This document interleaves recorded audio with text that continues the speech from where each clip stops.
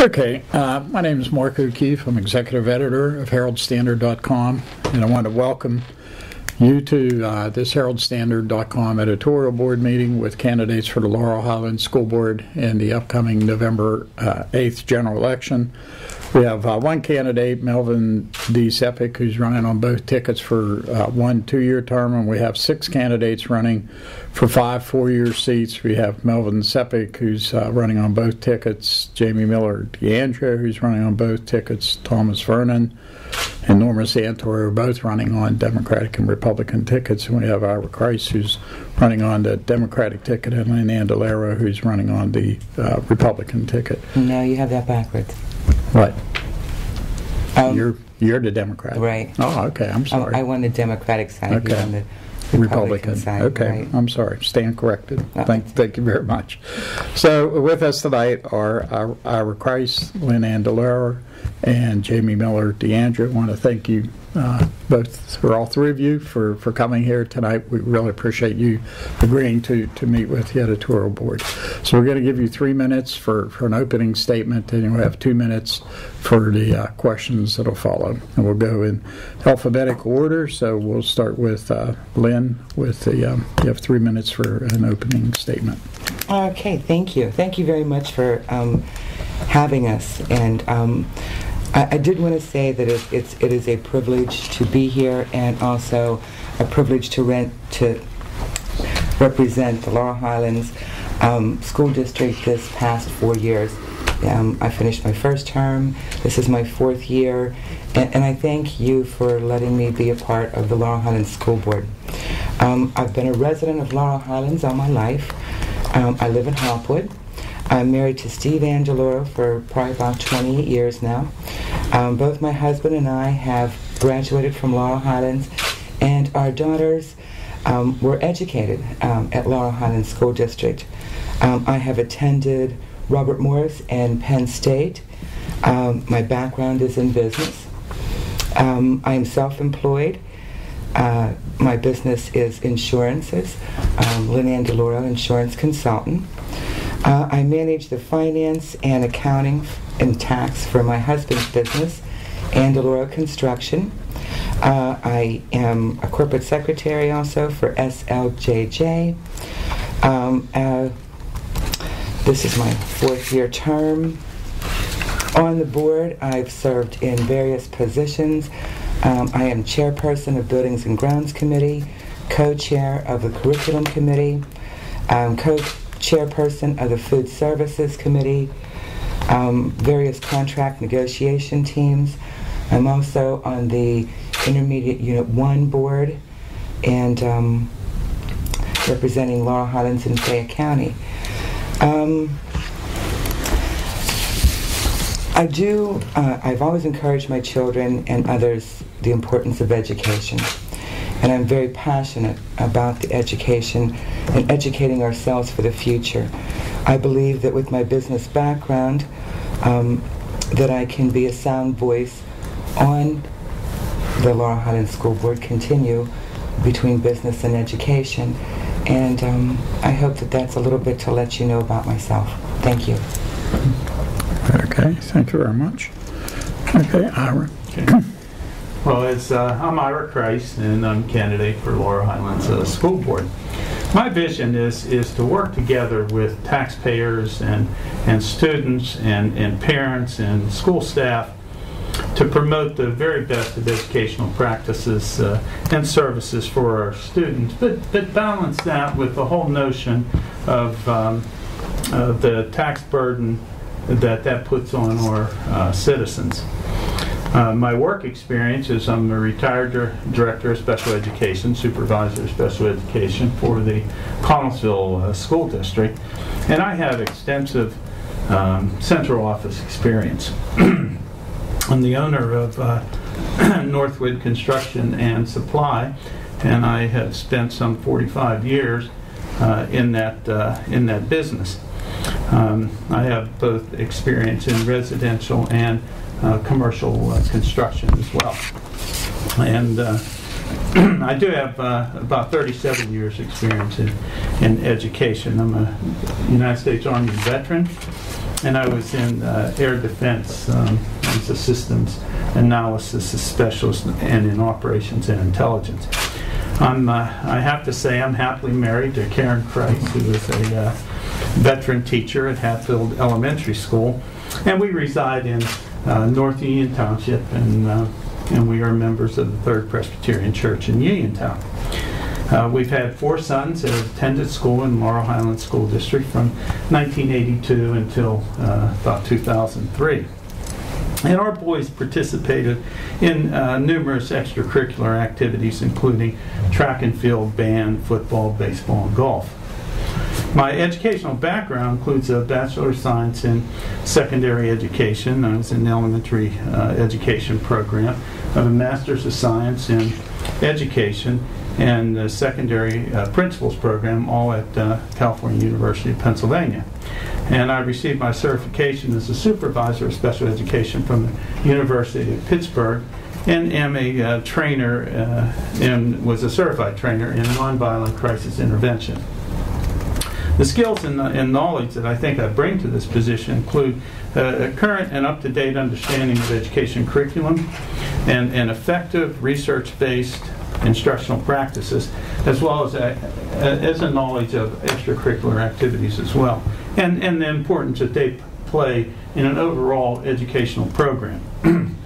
I have special education expertise, and I have been involved in writing strategic plans for school districts and have experience in helping 30 seconds. develop feasibility studies for construction projects. Been involved in 5 major school construction projects, including planning and implementation meetings. I'm familiar with budget analysis and preparation. I also have a working knowledge of vocational school curriculum and training current trends and practices in that area, and a cutting knowledge of technology innovations, including educational hardware and software. And I welcome this opportunity and thank the editorial board here and the Herald-Standard for this opportunity. Thank you. Okay, thank you very much. Jamie? Good evening. I'd like to thank the Herald-Standard for this opportunity. My name is Jamie Miller DeAndrea, and I'm a candidate for the Laurel Highlands School Board. My background, my most important background, is being a parent. For the past 23 years, I've been a resident of South Union. Educationally, my background is teaching and guidance counseling. I'm a 1985 graduate of Uniontown. I hold a bachelor's degree in elementary early childhood education and a master's from school guidance counseling from California University. I also possess administration and district-wide curriculum certification from the University of Pittsburgh. I've been a teacher for 17 years, and for the past 5 years, I currently am a guidance counselor for the Uniontown Area School District. I am currently the only candidate that has children attending schools in the Laurel Highlands School District. I've been happily married for 19 years to Joe DeAndrea, and we have 2 children attending schools, a daughter at the middle school and our son at the high school. We're also members of St. Teresa's Parish. The reason I'm seeking a seat on the Laurel Highlands School Board is because I'm truly vested in the district as a taxpayer and a parent. I want our children to receive the best education possible. My goal is to pass and promote policies that will ultimately drive instruction, and I realize this has to be done at the most cost-effective measure without burdening the taxpayers. We cannot afford another tax increase. I would focus on 3 areas. Number 1, having the most effective staff. I would support an anti-nepotism policy to ensure jobs are posted on merit and not favoritism, giving everyone an equal opportunity. I would like to provide our staff with agencies for extra academic and behavior support, partnering with the community and local services such as Chestnut Ridge, drug and alcohol, mental health, crime victims, Big Brothers and Sisters, PIC, and the YMCA. Number 2, I would like to make sure that we are using the most effective curriculum. By researching and utilizing the most effective curriculum, which is database, we can truly drive instruction. making sure these effective practices are used, and providing staff time to collaborate among the district as well as other districts. Importantly, I would value teacher input. And lastly, I'd like to increase parent involvement. Education is a shared partnership, and parents are key members to drive schools and make them successful. Being a school board member is another way to make the needed change to promote the best quality of education to our students. Realizing it must not be done, realizing it must only be at the most cost effective. Financially, we cannot burden the taxpayers. I hope that many concerned citizens, parents, and voters are interested in making these changes too, and I would welcome your support in the November election. Thank you. Okay, we're going to start now with the question part of the meeting here. I'll take the first question. Under the current evaluation system, 99.994% of all teachers and 99.2% of all principals across the state received satisfactory ratings last year. The Corbett administration is looking at making changes to the evaluation system, including multiple measures of student achievement, which isn't factored into the ratings now. And there would be more categories than the satisfactory or unsatisfactory ratings being used now. Do you think the changes in the evaluation system would be good or bad for education in Pennsylvania? And are there any changes you would like to see in the evaluation system? We'll start with Ira. Sure. Part of my background when I worked for the intermediate unit was that I chaired the committee on supervision. And we developed a program that was based on, it's called differentiated supervision, and it was based on a lot of the work of Dr. Foreman out of Duquesne University. But we also were in a position in which we not only developed that program of evaluation, but also was recognized by the state for that, and I participated in a presentation in Harrisburg about that entire system. I agree. I don't like the current system of evaluating teachers. To have an excellent teacher be satisfactory doesn't make any more sense than to have a marginal teacher be satisfactory as well. There isn't a balance, and the whole point of differentiated supervision is to increase the capacity of the educator to deliver instruction to students. I believe that student testing scores should be a measure of the teacher's evaluation, as well as the trained administrators being able to, in combination with the teacher, to collaborate and improve instruction within their classroom. There are some 12 areas, actually, that are research-proven techniques for increasing student performance in the classroom. Thank you. And that one has to look at all of those aspects, how the teacher performs, the type of curriculum, as well as the sum total of that evaluation system. So there's a lot to be done with teacher evaluation. Thank you. Jamie? Okay. I believe nothing replaces experience. When an entry-level teacher comes in and they're teaching, they're going to need that experience. I believe they're evaluated 4 times if they're non-tenured and 2 times if they're tenured. It all starts with effective leadership, making sure your building principals are driving the instruction. There are several programs out there that are working with the principals within each building. The IU offers the principal leadership classes, which are the PIL classes. They attend them frequently.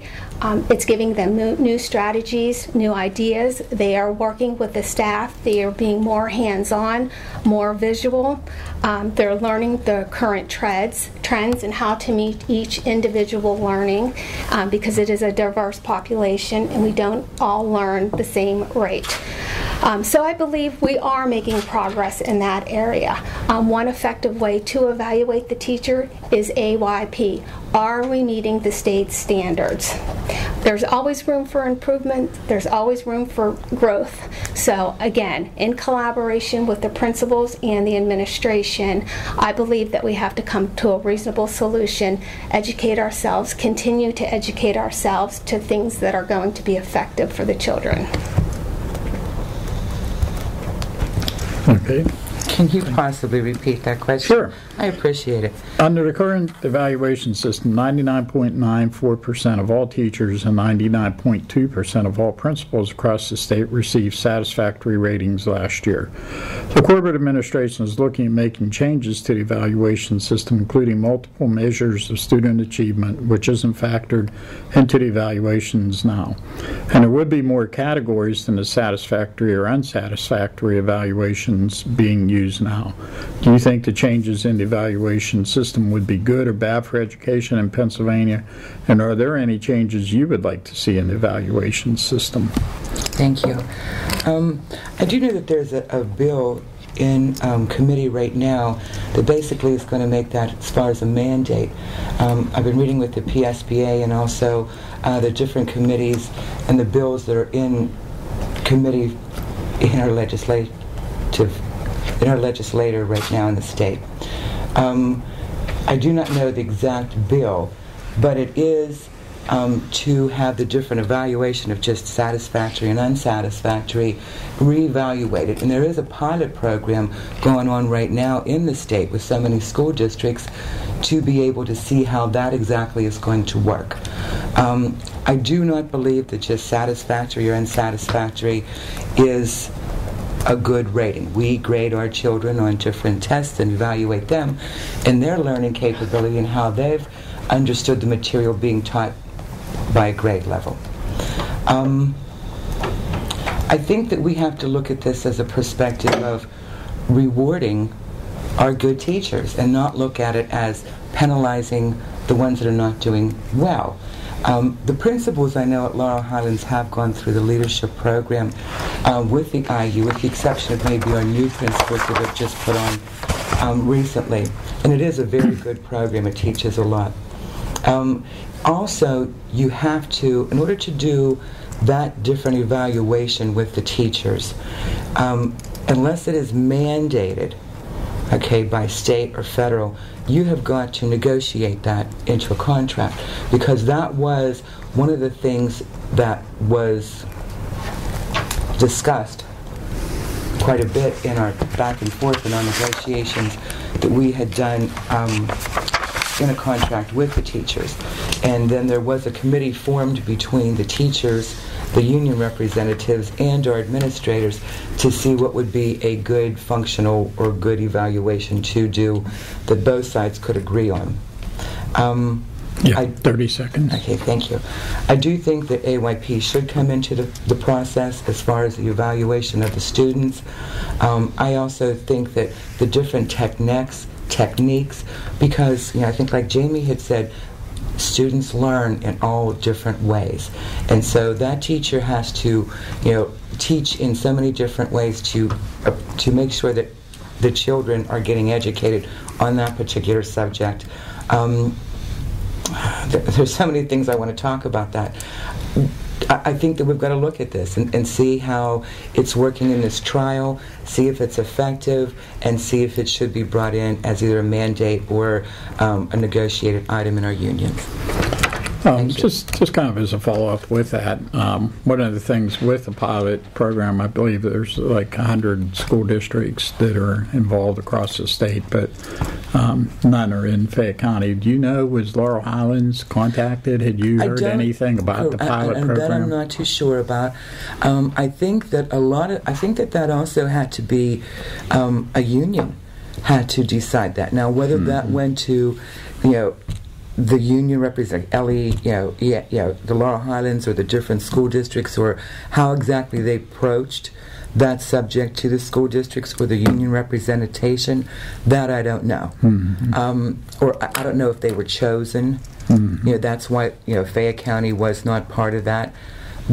There's so many aspects of education, just like there is of newspaper, that I'm sure someone, whether it be an administrator of some kind, had to have the eyes on that, and also the union had to have eyes. But I don't know if it was a volunteer basis or a selection basis. That I don't know. Okay. Well, thank you very much. Okay, Pete, you want to take the second question? Sure. Some school directors have, and I'm kind of clogged up, so some school directors have suggested that school boards in Fayette and Greene counties discuss the possibility of joining together and bringing a lawsuit against the state in hopes of recouping some of the educational funding that has been cut. Directors are organizing a county-wide school directors meeting to further discuss the issue and have stated that no taxpayers' dollars can be spent on a lawsuit. Are you for or against such a lawsuit, and why? We'll start with Jamie. I don't know if I would support this class action suit. It was 10% that we lost to public education due to Governor Corbett's proposal. With Pennsylvania's deficit being so high, I don't know if this is the solution. It's the time when we all need to make concessions. We all need to work together. The largest impact stated was a reduction of class and a reduction of the staff and an increase in class size, as well as a cut in educational programs. At Laurel Highlands, I know of no teachers' jobs that have been lost, so we have not lost any staff. We've not lost any educational programs, and being a mother of 2 children that currently attend the district, I've noticed no increase in class size. Laurel Highlands, to my knowledge, has not had any of these, so I don't know if I would truly support this class action suit.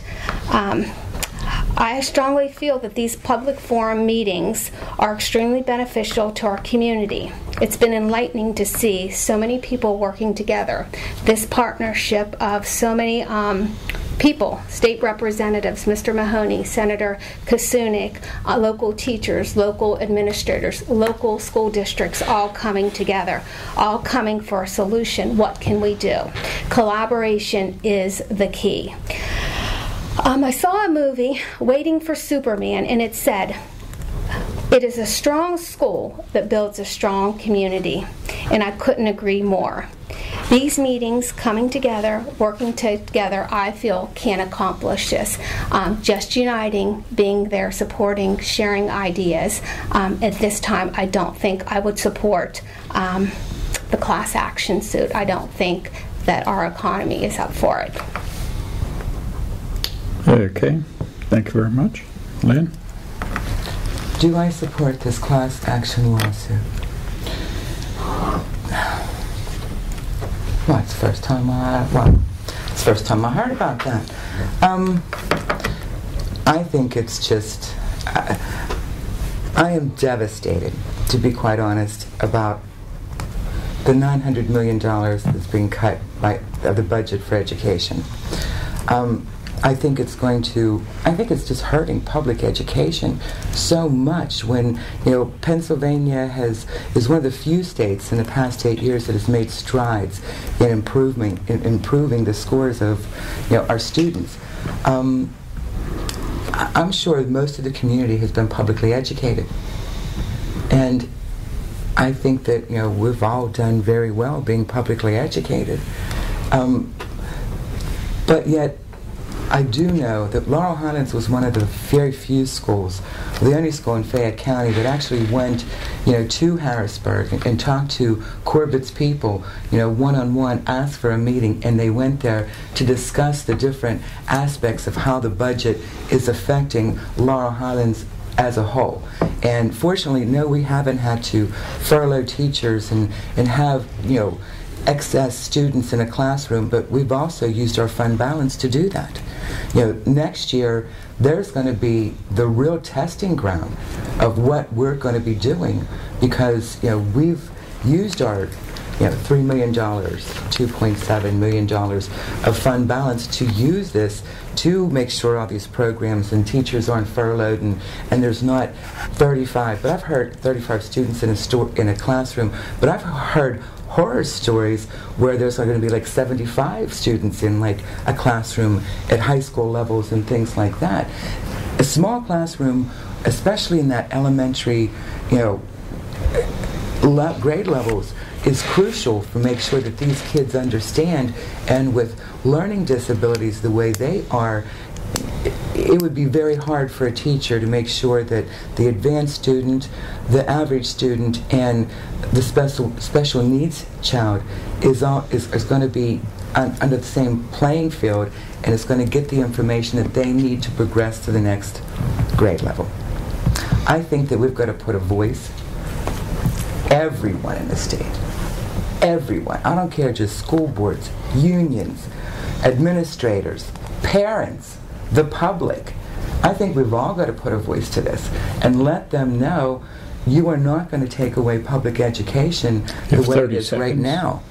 I think that we all have to take a voice. If tax dollars is not going to be used, if we have a private source of monies, or it'd be great if our attorneys could volunteer their time to, do this class action lawsuit. I think we've got to put a voice out, because if we do not tell the legislators that we are not going to let public education in the state be just thrown out, we've got to put a voice to that. We've got to let people know. Parents have got to speak up and say, you're not going to do this to my child. It's important. That education is important. We're not going to see it in the next couple years, but in the next 5-10 years, it is totally going to impact our communities, because of all the things that they're taking away, all the supports that are there to make sure our children learn are going to be gone, because we're going to have to maintain the main things, educating a child, and all the support things are going to have to be gone. They're going to have to go to balance the budget. Thank you very much. Okay. Ira? Any kind of legal action is kind of the big guns, in that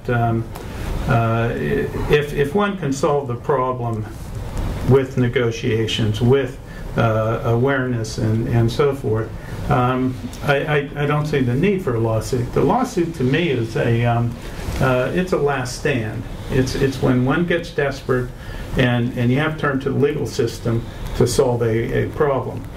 I don't know. My sense is I don't know that Corbett realized and the Republican budget, if people realize the impact on public education, with the, as Lynn had mentioned, with the contacts that our superintendent and others in the district had in Harrisburg, that was the report that we received.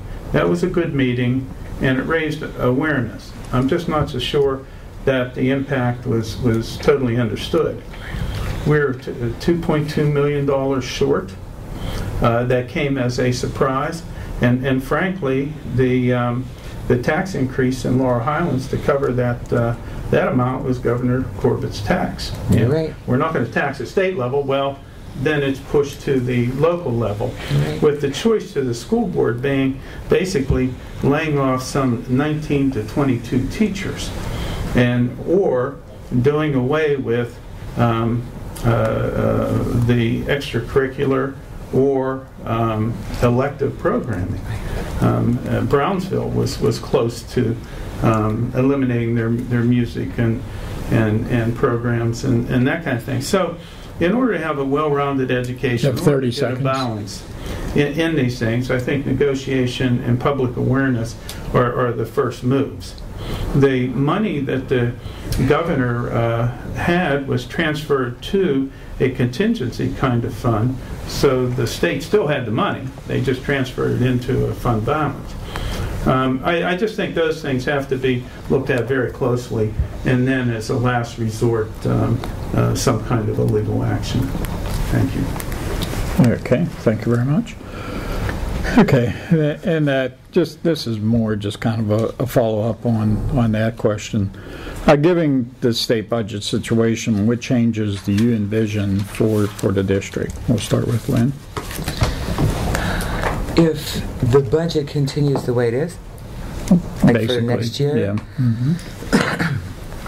Well, I know at Laurel Highlands, we've already started looking at the impact that our budget's going to have for the 2012-2013 school year, and figuring out ways of how we're going to find the funding for that. We've, gone to the different unions to ask for freezes or cuts in some way.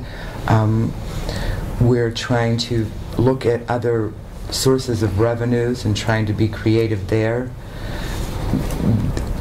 I don't think that school districts and the community and the public have really understood the impact that this has had on public education, because most school districts across the states have used fund balances to balance what could be balanced for this year so that schools could carry on with the different programs. I know at Laurel Highlands, we have the Smaller Learning Communities grant. We are looking at ways of pulling in different grant money that's available. That's been hundreds of thousands of dollars that we've gotten from that grant. There's another $40,000 grant we just recently had gotten. Even small grants like $5,000 helps, but how it's going to impact in the very next school year, it's going to be devastating to our district and every district in the state. You have 30 seconds. Thank you. You're going to have furloughs. As much as you don't want to have them, there's a strong possibility that that's going to be a reality. And there are going to be a lot more children in a classroom, and all the extras that to enhance a child's education is going to be eliminated because of the budget. And the supports that were there for a child, credit recovery, tutoring, the buses for extracurricular activities, sports, everything has to be looked at and reevaluated to the point that how we knew public education in the school system is not going to exist. It's going to be different, and until the public really gets that message. And I know we're trying to work hard at the school district, and it's going to be a really tough pill to swallow, but the public has got to understand that the impact it's going to have on them. I mean, your child, your grandchild, Thank you very much. Thank you. Okay, Ira? This is really a total disaster. And just as Lynn has outlined some of the implications, it really is. I know at Hatfield Elementary there's been an increase in class sizes. We can only increase so much class size because of the room limitations and so forth. You need X amount of square feet. I think it's around 17 square feet a student in a classroom. You can only go so large with staffing. If it continues, and then we're looking at increase in taxes. We're looking at job furloughs. We're looking at elimination of programs. And while it's easy enough to say freeze everything, but that really isn't the way the reality is.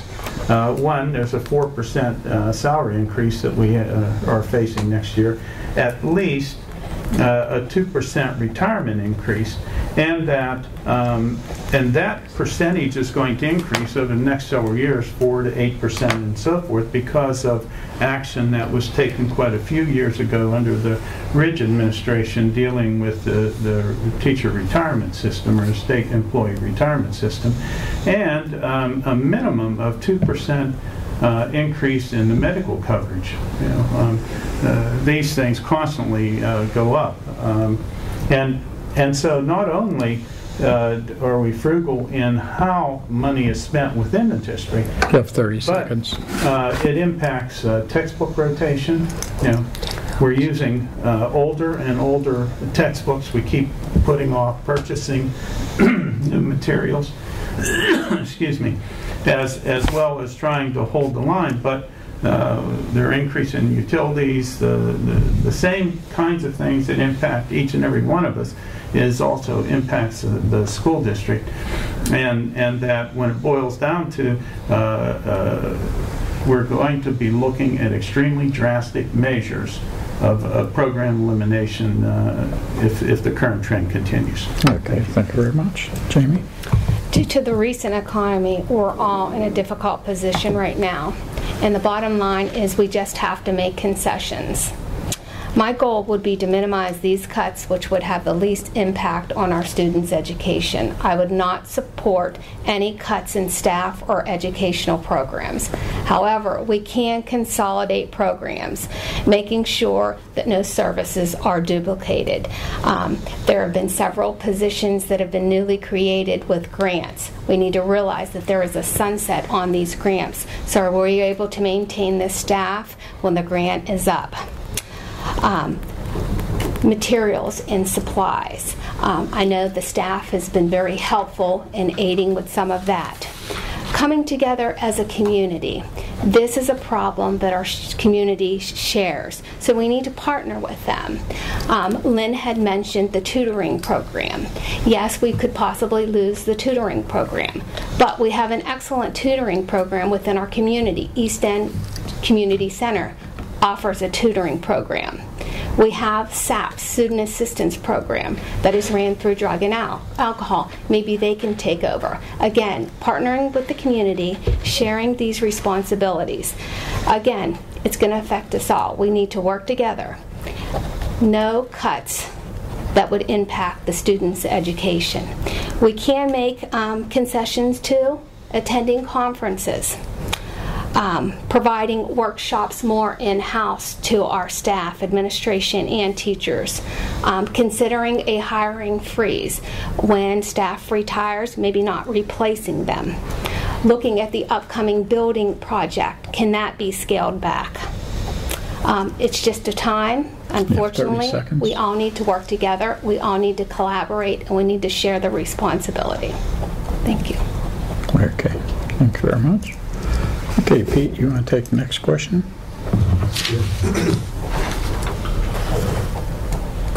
Several options are being considered for the high school renovation project. Because of low interest and bid rates, some say this is the time to carry it out. What options do you support, if any, and why? Okay, Ira, you want to take it first? I don't think there's any question that the high school needs renovated. The last renovation, I believe, was done in '91, and that there are so many pieces that are outdated. Lighting is outdated, old wiring. The load on the wiring system right now is at max. There are old boilers. The swimming pool, the ceiling fell. There's there's deterioration in the structure itself, so that it cannot be used. The auditorium itself can't even hold the entire student body, and the windows are outdated, leaking like sieves, so to speak.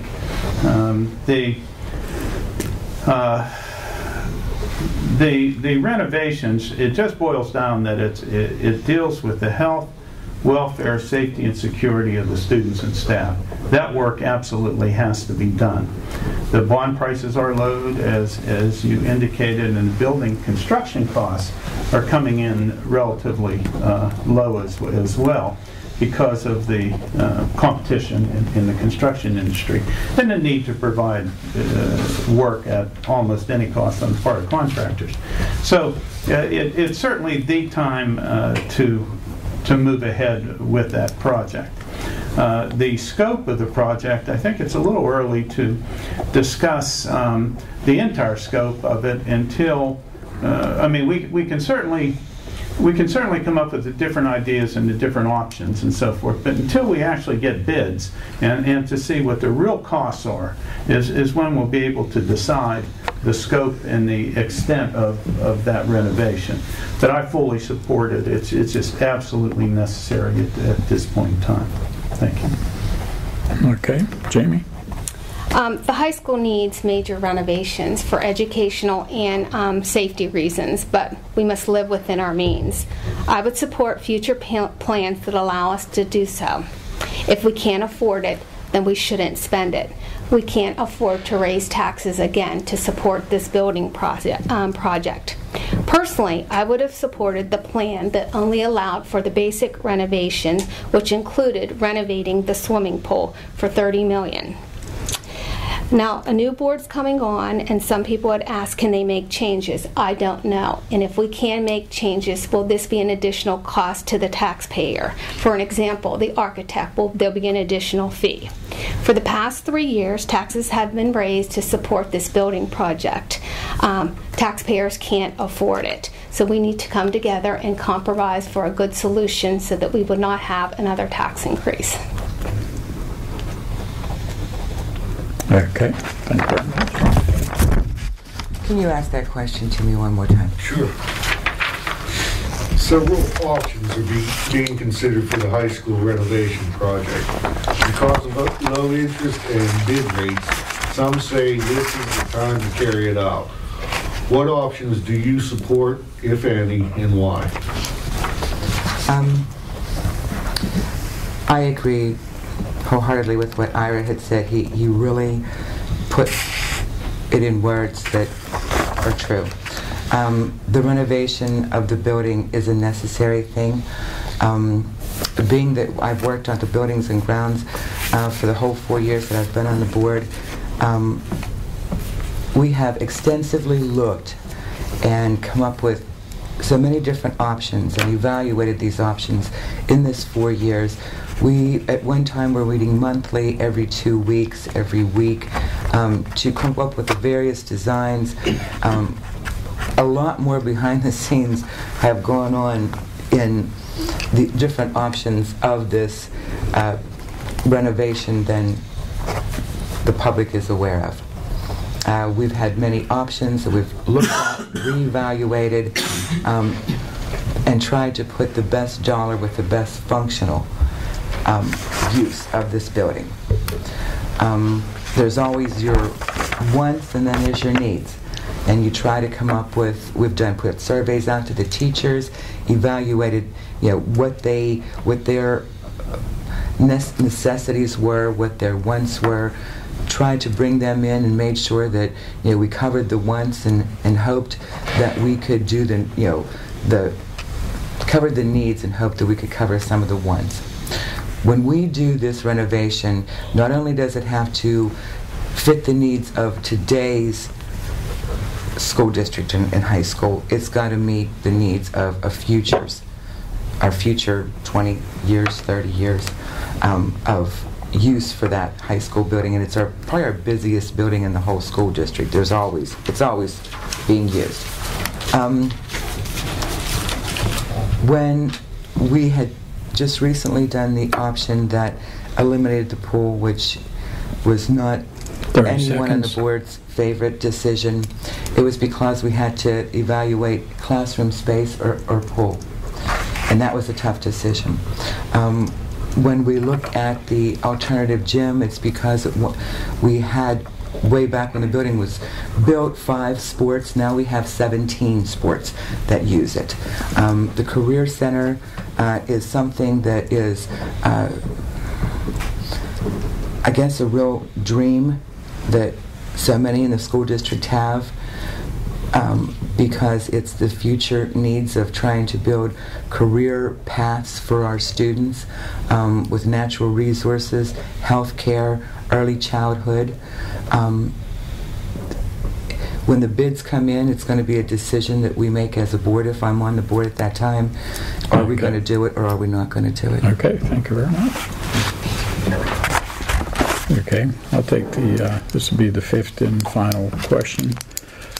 Should the district continue its aquatics program? If so, should the pool area, which recently experienced roof failure as well as depth issues for diving, be renovated, or is the space and funding be better used on additional classroom space? We'll start with Jamie. I fully support the building project that enables Laurel Highlands to continue to have a swimming pool. Having an aquatics program is extremely beneficial to our students, both for wellness and for safety. With childhood obesity and other pediatric issues on the rise, we need it for fitness. It's a sport that everyone can enjoy, everyone can do. Some concerns. If we don't have a swimming pool, we're not allowing our students to have the opportunity to learn how to swim. You can't put a price on lives. One concerned parent had mentioned at a recent school board meeting that about 250 students graduate from Laurel Highlands each year. With the bond, we're strapped into it for 20 years. That means about 5,000 students will not have the opportunity to learn how to swim. I feel it's a disservice. We need to move forward in our curriculum, not backwards.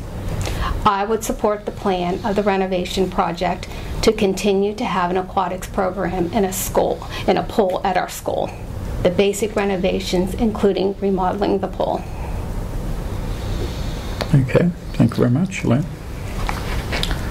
I would love to have a pool too. The basic renovations, even with the basic renovations that we're looking at, is to use that pool space for educational classrooms, which will accommodate 6 classrooms, because we have 9 teachers right now on carts going from room to room. And by the time they get into that room, set the room up, you're losing, of the 43 minutes of class time, you're losing 3 or 4 here and 3 and 4 here. I definitely would love to have a pool there. It's a tough decision to have to make. We do have physical education programs that every child experiences in the school district, and they're taught football and baseball and basketball and track and field and all the various games that are physical activity, including weightlifting and jogging tracks and treadmills and free weights, and we try to encompass as much physical activity that we possibly can to our students so that we help with obesity. I think when that pool was first put in, that there were fewer neighborhood pools in the community, or personal pools, not just public pools. I think that there's a lot more people that have out backdoor pools that children have the opportunity to learn how to swim. We have already contacted with the YMCA and Uniontown High School for permission to go ahead and use their facilities. As a matter of fact, I don't know if I can publicly say this, but You have 30 seconds. Okay. I know that the YMCA had asked the different schools to come together and possibly build a community pool that everyone could use. The question was about the pool, is that correct? Just right. Simply? Mm-hmm. Okay. I would love to have the pool there to accommodate everybody. But when it comes down to classroom size and classroom space and the pool, it was a tough decision to make. We asked the architects to put everything we could fit in, just the basic renovation of that building, and that's what they had come up with, and that was a tough decision to make. Okay, thank you very much. Ira? I think before I made any decision about whether to have an aquatics program or not, I would want to know the bottom line cost. Not only do we have to look at the construction cost, but there are also the yearly maintenance costs of that kind of program as well. And just not focusing on the aquatics program, but on any program, I think those are the kinds of things that have to be considered in determining this whole question of renovation. It's hard to separate one program, and you certainly have to look at each piece, but what's the effect on the entire situation. And one, at one point in time, it said something like the aquatics program cost around $5 million for the renovation to have the pool in place. I would like to see bids on that prior to making a commitment whether to have an aquatics program or not. I think that one gets sort of confused by the some of the many options that have been presented, and so we have to focus on programming and then and cost, and then make a decision on what we afford at that point in time. I think a class school district has to have an aquatic program. Can it be done in a community setting? Perhaps, and I think those things have to be considered as well. The bottom line costs for all the various options, I would like to see prior You have 30 seconds. Anything. Thank you. Okay. Okay, that'll conclude our questions. Now we'll give each of the candidates 3 minutes to make a closing statement. You can use this time however you want. If you want to address something that we haven't talked about, or you want to talk about something maybe in a little bit more depth, that's what this time's for. And we'll start with Lynn. I got the hot seat to begin with in the very beginning. Okay. The election is coming up, and I don't want to bother the people at the polls. I don't want them to feel threatened by, poll workers shoving cards at them. Unfortunately, I do not have the time to go door to door to introduce myself to all the neighborhoods in Laurel Highlands School District. So I hope that you'll see my signs out and you give me a chance. I have worked very hard this past 4 years to research and educate myself on the workings of the school district. I keep up on what is affecting education in the county level, the state level, and the national level. I attended board meetings and work sessions prior to even being on the board. There are so many working parts of the school district, and you have to learn to educate yourself on these parts. There's business and finance, there's government regulations and mandates, there's staffing, there's contracts, there's legal aspects, there's maintaining and repairing the buildings and grounds, new technology in the classrooms, athletics, the list just goes on and on. And you have to do your research and ask the questions so that you're knowledgeable to make the decisions that are asked of you to make. And I do take these decisions very seriously. So many times I stand back and look at the impact of the school district has on the community and the education of our students and community. And I tell you what, it scares the bejeebers out of me, trying to make those decisions. But at the same time, I ran to be on the board, and those are tough decisions you have to make, and you don't always please everybody. The students and the taxpayers, those are the two main concerns that I look at. I want to make sure that these children are educated, and I do not want to harm the taxpayer in doing it. So the staff they're an elite staff. They really are at Laurel Highlands.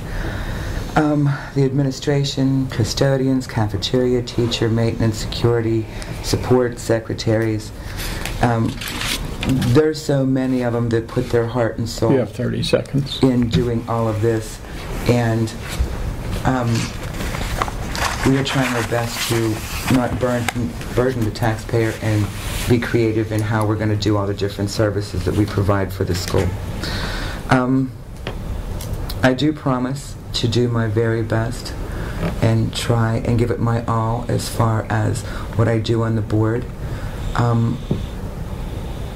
And I would appreciate your vote come November 8th that I will do my very best to make the decisions in the school district. Okay. Thank you very much. Okay. Ira? Some of the issues that face all schools, and particularly Laurel Highlands, are the pending financial crisis in the school districts in Pennsylvania. And I don't exaggerate on that part. It's going to take creative leadership in order to overcome these budget obstacles. Renovations at the high school have, again, you need creative and decisive people who may make the right kinds of decisions, not only for today, but for the next 20 years. We can only renovate once every 20 years to get the state subsidies, so not only do we have to consider today, but what the future education programming is as well. There is an issue of nepotism and the possible consolidation of school districts. We may be faced with that independent of what we think at this point or what the local courts have ruled. The Laurel Highlands administration reported that they are preparing a lot of different possible solutions to this budget deficit, and their ideas include reducing personnel spending cuts and ways of increasing revenues. And I'm not in favor of layoffs, reductions in personnel that would jeopardize the delivery of services to our students, nor am I in favor of significant tax increases. We have to really band together and put pressure on the federal and state governments to provide the funding for those programs that they mandate, and then leave the rest to us. We can handle it locally. And there has to be a fair distribution of government monies to school districts. It's when you look at the details of some of the subsidies that some districts get that are in a rather well-to-do area, and then compared to what we get, there's just not an equal balance of funding in the state, and I think the state has to address that particular issue. As I said, there's no question that the high school needs renovated. I've outlined my stance on that, and I think the other point I have to make is I don't have any friends or family looking for jobs in Laurel Highlands School District. So I do support a blind portfolio candidate evaluation, and that we You have 30 seconds. assign points to different aspects of quality professionals and non-professionals as well, and that those then are the people that are the highest scores are channeled into interviews and demonstrations. I await the results of Mr. Mahoney's study that's talking about consolidation of school districts, and to see where that will lead us. In the end, I just say, please vote for me if you're interested in someone whose main concern is the quality of education for our children. I've been involved in public and private education for 37 years and have enjoyed that experience. And this is my chance to use my extensive know-how to return to the public the benefits for which I received. That's my sole agenda. And I thank this board for this time, and I seek not only your endorsement, but the public vote as well. Okay, thank you very much. Okay, Jamie? In conclusion, I'm asking you to support me, Jamie Miller DeAndrea, for a seat on the Laurel Highlands School Board. I'm truly vested in the district, as I'm the only candidate that currently has children attending schools in Laurel Highlands. My goal for the students is to have the most effective staff. Again, I would support an anti-nepotism policy. I also want to make sure that they are using the most effective curriculum and increase parent involvement. Being a school board member is another way to do that, and is also a way to make the needed change happen. I bring many roles to the board that I feel would be an asset. Number one, my main job is to be a parent, so I want to ensure that our children receive the best education possible. Number two, I'm a taxpayer, so I must be financially responsible. This is a difficult time and we all need to make concessions. Therefore, we cannot afford another increase in our taxes. And lastly, I'm an educator. Currently, I'm a guidance counselor, which I believe would be an asset to the board. I work daily with problem solving, conflict resolution, and compromising. Modeling these good communication skills, I feel, would be a definite advantage to be elected to the Laurel Highlands School Board. Again, I would like to stress that I'm the only candidate with children attending the district. I not only want to represent the taxpayers, but I also want to be a voice for the parents and the students to make the needed change. Thank you. Okay, thank you. Thank you very much. Okay, once again, we want to thank the candidates for coming tonight. Appreciate your interest, and I want to thank you out there for watching. We'll see you later.